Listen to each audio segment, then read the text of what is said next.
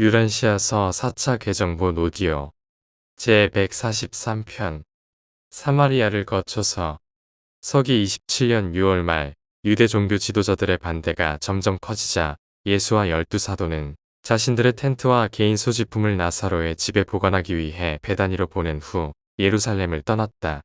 사마리아 북쪽으로 들어가서 그들은 안식일 동안 베델에서 머물렀다.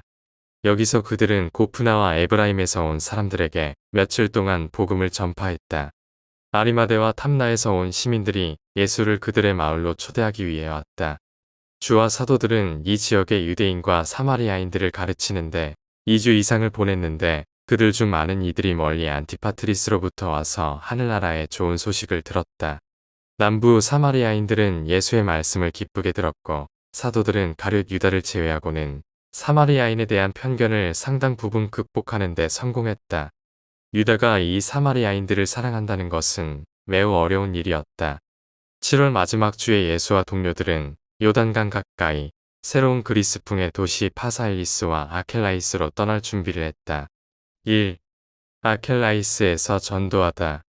8월 초순에 사도 일행은 그리스 도시인 아켈라이스와 파사엘리스에 본부를 두었고 유대인들이 살지 않는 이 두 개의 그리스 마을에서 거의 이방인들만의 집회, 그리스인, 로마인, 시리아인들에게 처음으로 전파하는 체험을 가졌다. 이러한 로마 시민들과 접촉하면서 사도들은 다가오는 하늘나라의 메시지를 선포하는 과정에서 새로운 어려움에 직면했고 예수의 가르침에 대한 새로운 반대에 부딪혔다. 사도들과의 많은 저녁 회의 중 하나에서 예수는 하늘나라 복음에 대한 반대 이유를 주의 깊게 들었는데 12사도들이 개인적 수고에서 상대하는 사람들과의 체험이 반복되는 것이었다. 빌립의 질문은 그들의 어려움을 잘 보여준다. 빌립이 말했다. 주님, 이 그리스인들과 로마인들은 우리의 메시지를 가볍게 여깁니다. 그들은 이런 가르침이 약하고 노예 같은 사람들에게나 적합하다고 말합니다. 이방인의 종교는 힘세고 튼튼하고 공격적 성격을 얻는데 영감을 주기 때문에 우리의 가르침보다 우월하다고 주장합니다. 그들은 우리가 모든 사람을 약해 빠진 수동적인 무저항자가 되게 만들어 결국 지구에서 사라질 것이라고 주장합니다. 주님, 그들은 당신을 좋아하고 당신의 가르침이 하늘 같고 이상적이라는 것을 자유롭게 인정하지만 그들은 우리를 진지하게 받아들이지 않습니다. 그들은 당신의 종교가 이 세상을 위한 것이 아니며 당신의 가르침대로 살 수 없다고 주장합니다. 이제 주님, 이 이방인들에게 우리가 뭐라고 말해야 합니까? 예수는 토마스, 나다니엘, 열심당원 시몬, 마트로부터 하늘나라 복음에 대한 비슷한 반대 의견을 들은 후 12사도에게 말했다. 나는 아버지의 뜻을 행하고 그의 사랑하는 성품을 온 인류에게 드러내기 위해 이 세상에 왔다. 형제들아, 그것이 나의 사명이다. 오늘날의 유대인, 이방인, 혹은 다른 세대들이 내 가르침을 어떻게 오해하든지 간에 나는 반드시 이것 하나를 실행할 것이다. 그러나 너희는 신성한 사랑에도 엄한 훈육이 있다는 사실을 간과해서는 안 된다. 아들을 향한 아버지의 사랑은 종종 자식의 어리석은 행동을 제지하기 위해 아버지가 압박하도록 하게 한다. 그 아이는 현명하고 사랑스런 아버지의 훈육 동기를 항상 이해하지 못한다. 그러나 나는 너희에게 하늘에 계신 나의 아버지께서 사랑의 힘으로 우주의 우주를 다스리신다고 선언한다. 사랑은 모든 영실체 가운데 가장 위대한 것이다. 진리는 해방하는 계시이지만 사랑은 최상의 관계이다. 그리고 오늘날 너희 동료들이 세상을 어떻게 관리하든지 간에 다가올 시대에 내가 너희에게 전하는 복음은 이 세상을 지배할 것이다. 인간 진보의 궁극적인 목표는 하나님이 아버지임을 경건하게 인정하는 것이며 인간 형제애를 사랑으로 실현하는 것이다. 하지만 누가 내 복음이 오직 노예와 약자들을 위한 것이라고 말하느냐? 나의 선택된 사도들이 약자처럼 보이느냐? 요한이 약자처럼 보였느냐? 내가 두려움의 노예가 된 것을 너희는 보았느냐? 이 세대에 가난하고 억압받는 사람들에게 복음이 전해지는 것이 사실이다. 이 세상의 종교들은 가난한 자를 소홀히 여겼으나 내 아버지는 사람을 차별하는 분이 아니다. 게다가 오늘날의 가난한 사람들은 가장 먼저 회개하고 아들을 받아들이라는 부름에 응답했다. 하늘나라의 복음은 모든 사람, 유대인, 그리스인과 로마인, 부자와 가난한 사람, 자유로운 자와 매인자에게 그리고 남녀노소 모두에게 똑같이 전파되어야 한다. 내 아버지가 사랑의 하나님이고 자비 베풀기를 기뻐한다 해서 하늘나라의 봉사가 단조롭고 쉬운 일이라 생각지 말라. 파라다이스로의 상승은 모든 시간 속에서 최상의 모험이며 영혼의 험난한 성취이다. 땅에서의 하늘나라 봉사는 너희와 동료들이 가질 수 있는 모든 용기 있는 인간성을 요구할 것이다. 너희 중 많은 사람이 이 나라의 복음에 대한 충성으로 죽임을 당할 것이다. 육체의 싸움터에서 싸우는 동지들이 있어 용기가 강화될 때 죽는 것이 쉽지만 이것은 인간이 가지고 있는 더 높은 형태의 용기와 헌신이 필요하다. 침착하게 홀로 자신이 사랑하는 진리를 위해 자신의 생명을 내놓는 것이다. 오늘날 믿지 않는 자는 무저항의 복음을 전도하고 비폭력 삶을 사는 너희를 조롱할 수 있지만 너희는 이 하늘나라 복음을 진지하게 믿는 자의 긴 대열에서 처음으로 나선 자여.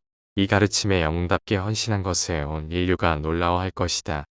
세상의 어떤 군대도 너희와 너희의 충실한 후계자들이 보여줄 용기와 용감함을 능가하지 못할 것이다. 너희는 온 세상의 아버지 되신 하나님과 인간 형제의 복음을 선포할 것이다. 육체의 용기는 가장 낮은 형태의 용기이다. 정신적인 용기는 더 높은 형태의 인간 용기이지만 가장 높은 최상의 용기는 깊은 영적 실체를 깨달은 확신에 대한 타협 없는 충성이다. 그리고 그러한 용기는 하나님을 아는 사람의 영웅다운 정신이다. 너희는 모두 하나님을 아는 사람들이다. 너희는 정말로 인자의 개인적인 동료이다.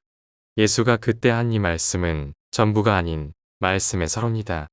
예수는 이 선언을 확대하고 예를 들면서 아주 자세히 말했다. 이 말씀은 예수가 일찍이 12사도에게 가장 열심히 하신 연설 중에 하나였다. 주는 뜨거운 감정이 눈에 띄일 정도로 사도들에게 말씀한 적이 거의 없었으나 그러나 이것은 뚜렷한 감정과 더불어 간절한 마음으로 말하는 몇 안 되는 경우 중 하나였다. 사도들의 공적인 설교와 개인적인 사역의 결과는 즉시 나타났다. 바로 그날부터 그들의 메시지는 새로운 용기 있는 우위의 톤을 띠게 되었다. 12사도는 하늘나라의 새로운 복음을 적극적으로 전하는 정신을 점차적으로 습득해 나갔다. 이날 이후로 그들은 주님의 다각적인 가르침에서 부정적인 미덕과 수동적인 명령을 전파하는 일에 그렇게 많은 시간을 쓰지 않았다. 이 자아 정복에 대한 교훈. 주는 인간의 자기 통제력을 보여주는 완벽한 표본이었다. 그는 모욕을 당했을 때에 모욕하지 않았고 고통을 당할 때 괴롭히는 자들에게 위협을 하지 않았으며 적들에게 비난당할 때 그는 단지 하늘에 계신 아버지의 의로운 심판에 자신을 맡겼다. 저녁 회의에서 안드레는 예수에게 물었다. 주님, 우리는 요한의 가르침대로 금욕을 실천해야 하나요? 아니면 당신이 가르치는 자아정복을 얻기 위해 노력해야 하는 것인가요? 당신의 가르침과 요한의 가르침은 무엇이 다른 것입니까? 예수는 대답했다. 요한은 정말로 자기 조상의 빛과 율법에 따라 의의 길을 가르쳐 주었고 그것은 자기 성찰과 금욕의 종교였다. 그러나 나는 자기 초월과 자기 통제라는 새로운 메시지를 가지고 왔다. 하늘에 계신 나의 아버지께서 내게 계시하신 생명의 길을 보여줄 것이다. 진실로 진실로 내가 너희에게 이르노니 자아를 정복하는 자는 한 도시를 점령하는 자보다 크다. 자아 정복은 사람의 도덕적 성품을 재는 척도이며 영적 성장의 정도를 가리키는 지표이다. 옛 체제에서 너희가 금식하고 기도했으나 다시 태어난 영의 새로운 생명 존재로서 너희는 믿고 기뻐하라는 가르침을 받았다. 아버지의 나라에서 너희는 새로운 사람이 되어야 하고 옛것은 사라져야 한다. 보라, 모든 것이 어떻게 새로워질지를 너희에게 보여주겠다. 너희가 서로 사랑함으로 속박에서 자유로 죽음에서 영생으로 옮겨졌음을 너희가 세상에 확신시켜야 한다. 옛 길로는 너희가 삶의 규칙을 억제하고 복종하며 따라야 한다. 새로운 길은 너희가 먼저 진리의 영에 의해 변화를 체험하고 그 결과 너희 내면의 혼이 영적으로 새롭게 되어 강해지며 그리하여 하나님의 은혜로 받아들여져 완전한 뜻을 확실하고 기쁘게 수행할 수 있는 능력을 부여받는다. 잊지 말라. 하나님의 지극히 크고 값진 약속을 개인적으로 믿는 것이 내가 신성한 본성에 참여하는 것을 보장한다. 이처럼 너희의 믿음과 영의 변화로 너희는 실제로 하나님의 성전이 되고 그의 영이 너희 안에 실제로 거하게 된다. 만약 그 영이 너희 안에 거한다면 너희는 더 이상 육체의 종이 아니고 영의 자유롭고 해방된 아들이다. 자아를 구속하는 두려움과 금욕의 노예가 되는 옛 율법 대신에 영의 새로운 법은 자아 정복의 자유를 너희에게 부여한다. 너희가 나쁜 일을 했을 때 여러 번 너희 행위를 악한 자의 탓으로 돌리려고 생각했으나 실제는 자신의 자연스러운 성향에 따라서 잘못된 길에 빠졌을 뿐이다. 오래전에 선지자 예레미야가 인간의 마음은 무엇보다도 속이는 성향이 있고 때로는 지독하게 사악하기까지 하다고 너희에게 말하지 않았느냐? 너희가 스스로 좁고 그리하여 어리석은 두려움, 약간의 탐욕, 비굴한 쾌락, 악의, 질투, 아니 복수하려는 증오심에 빠지기가 얼마나 쉬우냐? 구원은 자기, 의의 육체의 행위가 아니라 영이 다시 태어남으로 얻는다. 너희는 두려움과 육체의 금욕이 아닌 믿음으로 의롭게 되고 은혜로 친교한다. 다만 영으로 태어난 아버지의 자녀들은 언제나 자아와 육체의 욕구에 관련된 모든 것을 정복한다. 너희가 믿음으로 구원받는 것을 알게 되면 하나님과 진정한 평화를 갖게 된다. 이 하늘의 평화의 길을 따르는 모든 이들은 영원한 하나님의 아들들이 되어 영원히 진보하는 영원한 하나님의 아들로서 영원한 봉사에 헌신하게 될 운명이다. 이제부터 그것은 의무가 아니라 하나님의 사랑 가운데 완전을 추구하는 한편 너희 마인드와 몸의 모든 악에서 자신을 깨끗하게 하는 고귀한 특권이다. 너희의 아들 신부는 믿음에 기초하며 두려움으로 흔들리지 말아야 한다. 너희의 기쁨은 신성한 말씀에 대한 신뢰에서 비롯되며 그러므로 너희는 아버지의 사랑과 자비의 실체를 의심하지 않게 될 것이다. 하나님의 선하심은 사람들을 진정한 회개로 이끈다. 자아정복의 비결은 사랑으로 항상 역사하는 깃드는 영에 대한 믿음과 관련이 있다. 이 구원하는 믿음조차 너희 스스로의 것이 아니라 그것도 하나님의 선물이다. 그리고 너희가 이 살아있는 믿음의 자녀라면 더 이상 자기의 종이 아니라 오히려 자기 자신을 지배하는 승리한 자들, 해방된 하나님의 아들들이 되는 것이다. 그러므로 나의 자녀들아, 너희가 영에게서 태어났다면 금욕하고 육체의 욕망을 경계하는 삶의 자기의식의 속박에서 벗어나 즐거운 영의 나라로 옮겨지고 일상생활에서 영의 열매를 자발적으로 맺게 된다. 영의 열매는 가장 높은 종류의 즐겁고 고귀한 자기 통제의 본질, 즉 땅의 인간이 이룰 수 있는 최고의 경지인 참된 자아정복이다. 3. 오락과 휴식. 이 무렵 사도들과 그들의 직계 제자 동료들 사이에 매우 긴장되고 감정적인 긴장 상태가 심화되었다. 그들은 함께 살고 일하는데 도저히 익숙해지지 않았다. 그들은 요한의 제자들과 화목한 관계를 유지하는데 점점 더 어려움을 겪고 있었다. 이방인과 사마리아인들과 접촉하는 것은 이 유대인들에게 큰 시련이었다. 이 모든 것 외에도 예수가 요즘에 하신 말씀은 그들의 정신 상태를 더욱 불안하게 하였다. 안드레는 거의 제정신이 아니었다. 그는 다음에 무엇을 해야 할지 몰랐고 그래서 문제와 복잡한 일을 가지고 주에게로 갔다. 사도의 수장이 걱정거리를 설명하는 것을 듣고 나서 예수는 말했다. 안드레, 사람들이 이런 일에 연루되고 또 그렇게 많은 사람들이 격한 감정으로 도달했을 때에 너희는 그들의 곤혹스러움에서 벗어나도록 설득할 수 없다. 나는 너의 요청을 들어줄 수 없다. 나는 이러한 개인적인 사회적 어려움에 간섭하지 않을 것이다. 하지만 나는 너희들과 함께 휴식과 긴장을 풀면서 3일간의 즐거운 시간을 가질 것이다. 너희 형제들에게 가서 너희 모두 나와 함께 사르타바 산으로 올라가서 내가 하루나 이틀 쉬기를 원한다고 전해라. 이제 너는 각각 11 형제에게 가서 그와 개인적으로 대화하며 말하여라. 주가 한동안 쉬고 긴장을 풀려고 우리만 그와 함께 가기를 바라신다. 우리가 최근에 많은 마음의 번민과 정신적 스트레스를 겪었으므로 이 휴일 동안에는 우리의 시련과 어려움에 대해 언급하지 않기를 제안한다. 이 일에 대해 너는 나와 함께 협력하겠느냐? 이렇게 각 형제에게 개인적으로 접근하라. 그리고 안드레는 주의 지시대로 그대로 했다. 이것은 그들 각자의 경험에서 놀라운 사건이었다. 그들은 산에 올라갔던 날을 결코 잊지 않았다. 여행 내내 그들의 고민에 대해서는 거의 한마디도 하지 않았다. 산 꼭대기에 도달하자 예수는 그들을 주위에 앉히며 말했다. 형제들아, 너희는 휴식의 가치와 이완의 효과를 배워야 한다. 때때로 얽힌 문제들을 해결하는 가장 좋은 방법은 잠시 그것들을 버려두는 것이다. 너희가 휴식이나 예배에서 새로워져 돌아올 때 문제를 더 명확한 생각과 더 안정된 손길로 그리고 더 결단력 있는 마음으로 해결할 수 있다.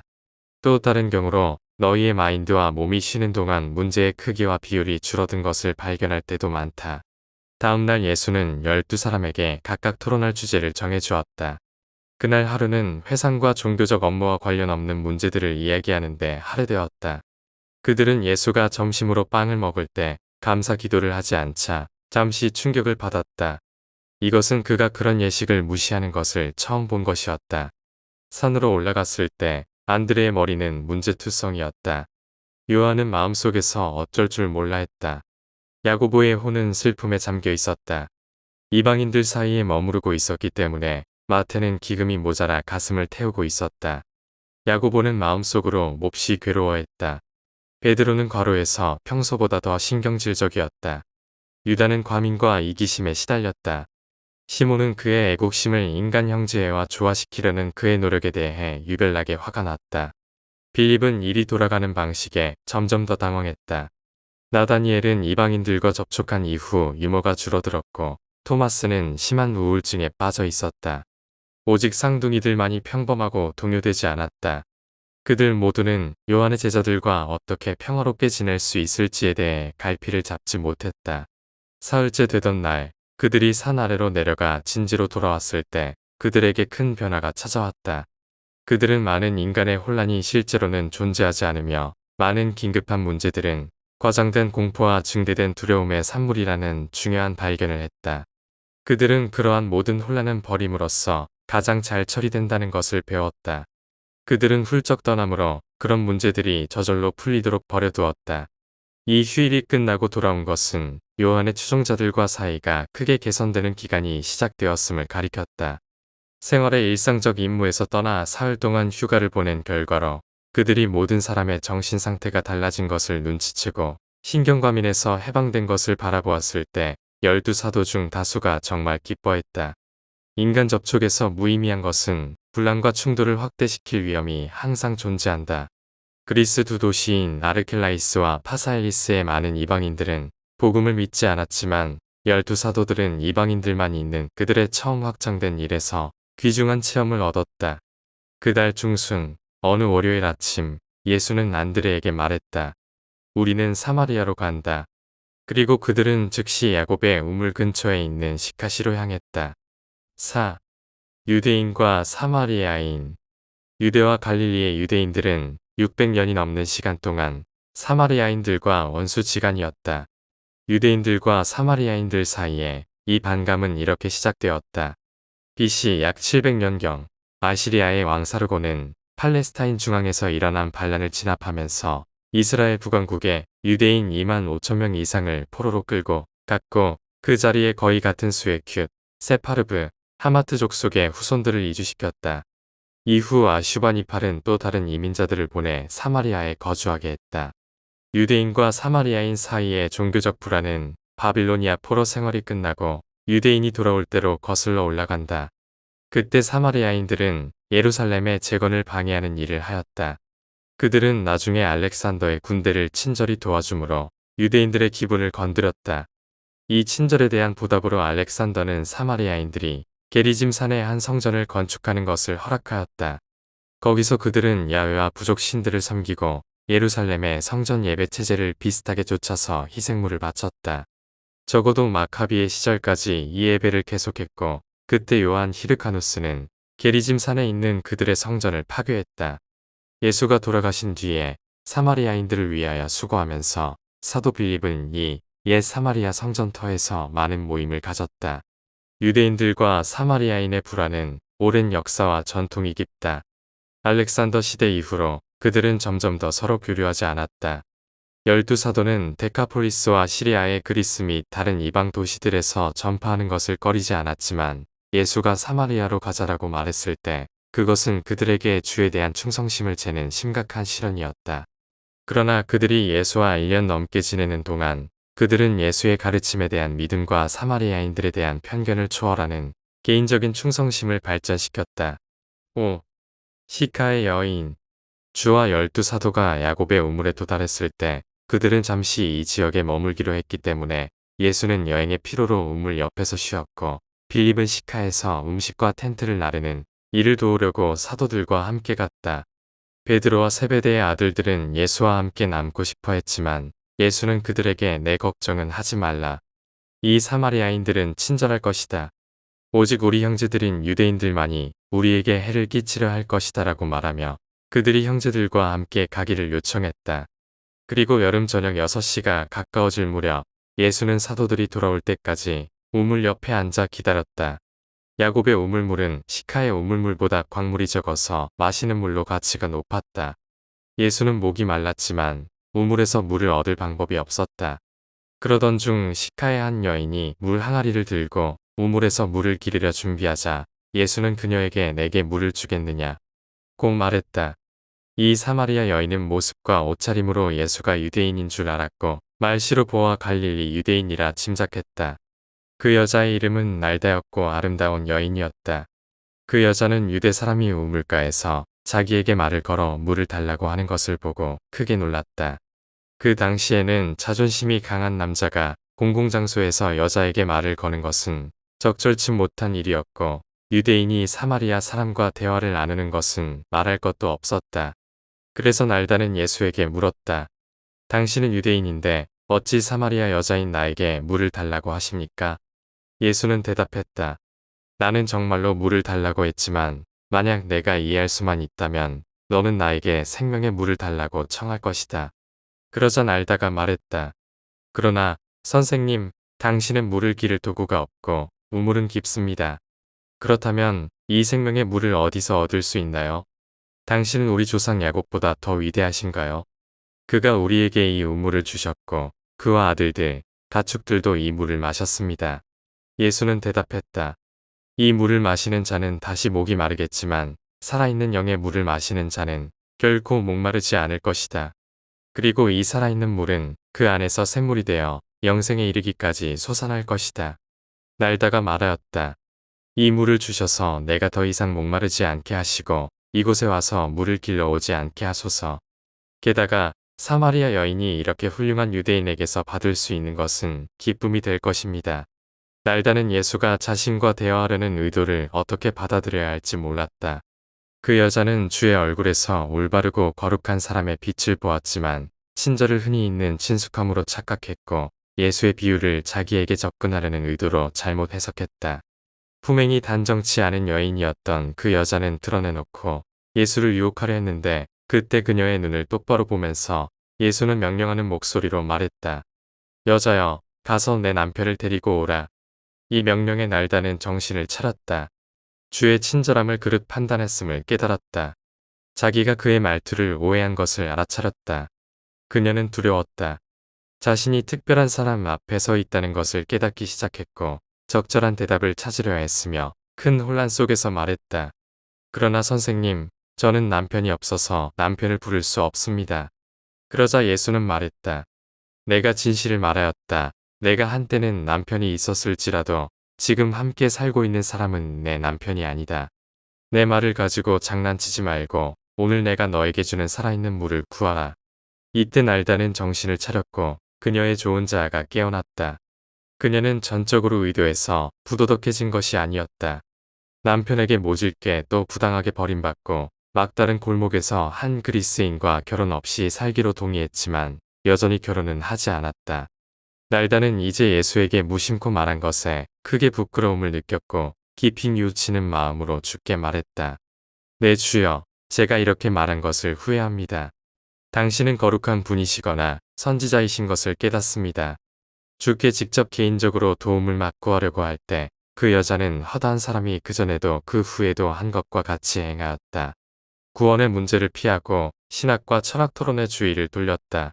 그녀는 재빨리 자신의 필요로부터 신학 논쟁으로 전환시켰다. 게리짐산을 가리키면서 말을 이었다. 우리의 조상은 이 산에서 예배하였는데 그런데 당신들은 예루살렘에서 예배해야 한다고 말합니다. 그렇다면 하나님을 예배하는 올바른 장소는 어디인가요? 예수는 그 여자의 혼이 창조주와의 직접적인 깊은 만남을 피하려는 시도를 알아차렸지만 그녀의 혼 안에 더 나은 삶의 길을 알려는 소망이 있음을 보았다. 결국 날다의 마음속에 생명의 물에 대한 갈증이 있었다. 그래서 그는 인내심을 갖고 말했다. 여자여, 내게 말하노니 너희가 이 산도 예루살렘도 아닌 곳에서 아버지를 예배할 날이 올 것이다. 너희는 지금 많은 이방 신들과 이방 철학들의 종교가 섞인 알지 못하는 것을 예배하고 있다. 적어도 유대인들은 누구를 예배하는지 알고 있다. 그들은 예배를 한 분의 하나님, 야훼에 집중시켜 모든 혼란을 제거했다. 그러나 너는 진정하게 예배하는 사람이 모두 영으로 진실로 아버지를 예배할 때 심지어 지금도 올 것이라고 하는 내 말을 믿어야 한다. 이는 아버지가 바로 그러한 예배자를 찾기 때문이다. 하나님은 영이시니 그를 예배하는 자는 영과 진리로 예배해야 한다.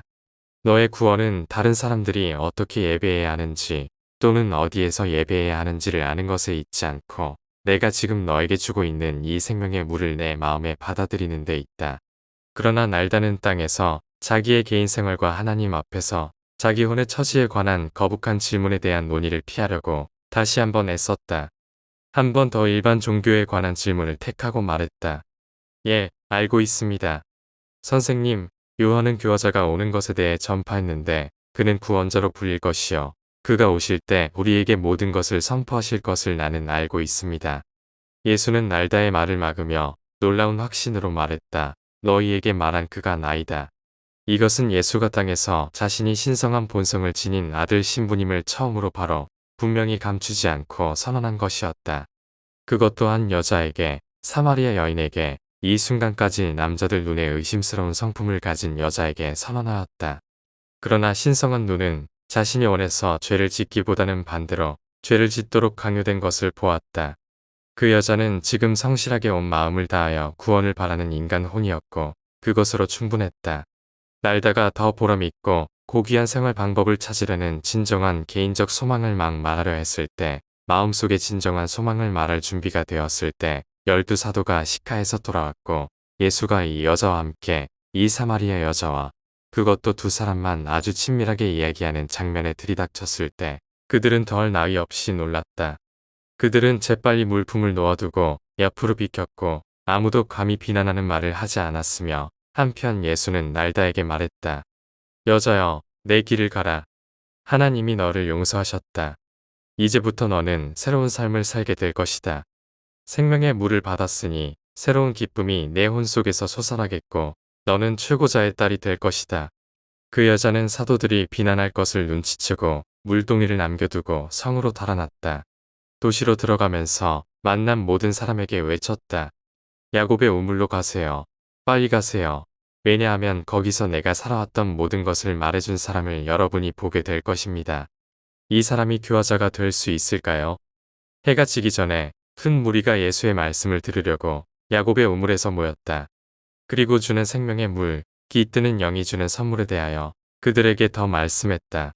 사도들은 예수가 여자, 그것도 의심스러운 성품을 가진 여자, 아니 부도덕한 여자와도 기꺼이 말씀하시는 것을 보고서 받은 충격을 결코 떨쳐버리지 못했다.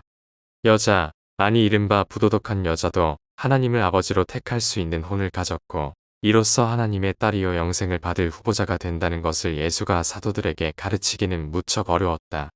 19세기가 지난 뒤에도 많은 사람이 주의 가르침을 깨닫기를 꺼려하는 똑같은 태도를 보인다.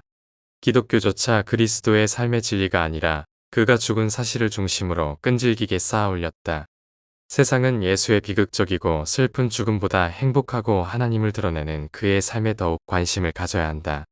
날다는 이튿날 이 이야기를 전부 사도 요한에게 말했지만 그는 다른 사도들에게 전혀 말하지 않았고 예수도 12사도에게 이 일에 대하여 자세히 말하지 않았다. 날다는 요한에게 예수가 자신에게 내가 살아온 모든 일을 말했다고 전했다. 요한은 여러 번 예수께 이 날다와 이야기한 것에 대해 묻고 싶었지만 결국 묻지 않았다. 예수는 그녀에게 단 한 가지 자신에 대한 사실만을 말했지만 그의 눈빛과 그녀와의 대화 방식이 그녀의 복잡한 삶을 한순간에 회상하게 만들었고 그녀는 모든 자아가 드러남을 주의 눈빛, 말씀과 연결지었다. 예수는 그녀에게 5명의 남편이 있었다고 말하지 않았다. 그녀는 남편에게 버림받은 후 4명의 다른 남자와 살았고 그 순간 예수가 하나님의 사람임을 깨닫게 된 순간 과거가 너무 생생하게 떠올랐다. 그 후 그녀는 요한에게 예수가 정말로 자신에 대해 모든 것을 말씀하셨다고 반복해서 말했다. 6. 사마리아의 부흥. 날다가 시카에서 사람들을 예수에게로 이끌어낸 그날 저녁, 12은 음식을 갖고 막 돌아왔고 그들은 종일 음식을 먹지 못해 배가 고팠으므로 예수에게 사람들과 이야기하는 대신 그들과 함께 음식을 먹기를 간청했다. 그러나 예수는 곧 어두워질 것을 알았고 사람들을 보내기 전에 그들과 이야기할 결심을 굳혔다. 안드레가 예수에게 사람들에게 말씀하기 전에 잠시 음식을 드시라고 설득했을 때 예수는 말했다. 나에게는 너희가 알지 못하는 음식이 있다. 사도들이 이 말을 듣고 자기들끼리 말하였다. 혹시 누군가가 그에게 먹을 것을 가져다 주었나? 그 여자가 물뿐만 아니라 음식도 주었나? 예수가 그들이 서로 이야기하는 것을 듣고 사람들에게 말하기 전에 사도들을 돌아보며 말했다. 내 양식은 나를 보내신 분의 뜻을 행하고 그 일을 이루는 것이다. 너희는 더 이상 추수 때까지라는 말을 하지 말라. 사마리아인들의 성읍에서 우리의 말을 들으러 나오는 이 백성을 보라. 내가 너희에게 말하노니 추수를 위해 이미 들판이 하얗게 되었다. 추수하는 자는 삭슬 받고 영원한 생명의 열매를 거두어 드린다. 이로써 부리는 자와 거두는 자가 함께 기뻐한다. 여기에서 하나는 심고 다른 하나는 거둔다. 는 말이 참되다. 내가 너희를 보내어 너희가 수고하지 않은 것을 거두게 하리라.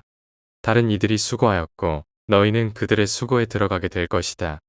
이는 세례 요한의 설교에 관한 말이었다. 예수와 사도들은 시카로 들어갔고 게리짐 산에서 캠프를 세우기 전에 이틀 동안 전도했다. 시카에서 많은 사람들이 복음을 믿고 세례받기를 청했지만 예수의 사도들은 아직 세례를 주지 않았다.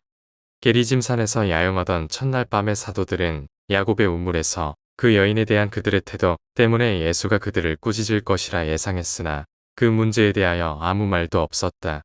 대신 그는 그들에게 하나님의 나라에서 중심이 되는 실체에 대한 기억에 남을 말을 해주었다. 어떤 종교에서든 가치가 불균형을 이루고 이 사실들이 신학에서 진리의 자리를 차지하는 경우가 매우 쉽다. 십자가의 사실은 후일 기독교의 중심이 되었다. 그러나 그것은 나사렛 예수의 삶과 가르침에서 나온 종교의 중심 진리가 아니다. 예수가 게리짐 산에서 가르친 주제는 이러했다. 예수가 형제요 친구인 것 같이 모든 사람이 하나님을 아버지이자 친구로서 보기를 바란다는 것이었다.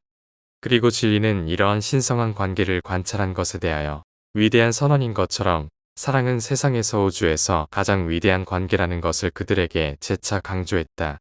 예수가 사마리아인들에게 그렇게 자신을 한껏 선언한 것은 그가 안전하게 그렇게 할 수 있었고 하늘나라 복음을 전도하려고 사마리아의 심장부로 그가 다시 찾아오지 않을 것을 알았기 때문이었다. 예수와 12사도는 8월 말까지 게리짐 산에서 진을 쳤다. 낮에는 사마리아의 도시에서 하나님의 아버지 되심, 즉 하나님의 나라에 대한 좋은 소식을 전파하고 밤에는 캠프에서 보냈다. 사마리아의 이 여러 도시에서 예수와 12사도가 한 일은 하늘나라에 들어갈 많은 혼을 얻었고 예수가 죽고 부활한 후 예루살렘에서 신자들을 모질게 박해함으로 사도들이 땅 끝까지 흩어지고 나서 이 지역에서 빌립이 놀라운 일을 하도록 길을 여는데 큰 영향을 미쳤다. 7. 기도와 예배에 관한 가르침. 게리짐 산에서 저녁 회의가 있을 때 예수는 위대한 진리를 많이 가르쳤고 특히 다음을 강조했다. 참된 종교는 창조자와의 자의식적인 관계에서 개별혼이 행하는 행위이다. 조직화된 종교는 종교주의자들의 개인적 예배를 사회화하려는 인간의 시도이다. 예배, 영적인 것을 깊이 명상하는 것은 물질적 현실과 접촉하는 봉사예배와 번갈아 있어야 한다. 일하고 노는 것을 번갈아 해야 한다. 종교는 유머로 균형을 이루어야 한다. 심오한 철학은 리듬감 있는 시로 완화되어야 한다. 삶의 긴장, 성격이 긴장하는 시간은 예배하는 안식으로 완화되어야 한다. 우주에서 성격적 고립에 대한 두려움에서 오는 불안한 감정은 아버지를 향한 믿음의 깊은 명상과 최상위의 실현 시도로 해소되어야 한다. 기도는 인간을 덜 생각하게 만들고 더 많이 깨닫도록 설계되었다. 그것은 지식을 늘리기 위한 것이 아니라 통찰력을 확장하기 위한 것이다. 예배는 앞으로 더 나은 삶을 예상하고 그 새로운 영적 의미들을 현재 삶에 반영하기 위해 의도된 것이다. 기도는 영적으로 지탱해주지만 예배는 신성하게 창조적이다. 예배는 많은 사람들에게 봉사의 영감을 주어 유일한 분을 찾게 하는 기술이다. 예배는 혼이 물질 우주에서 얼마나 분리되었는지 동시에 모든 창조의 영적 실체에 얼마나 안전하게 붙어 있는지를 재는 척도이다. 기도는 자신을 되새기는 숭고한 사고이다. 예배는 자신을 잇는 초월적 사고이다.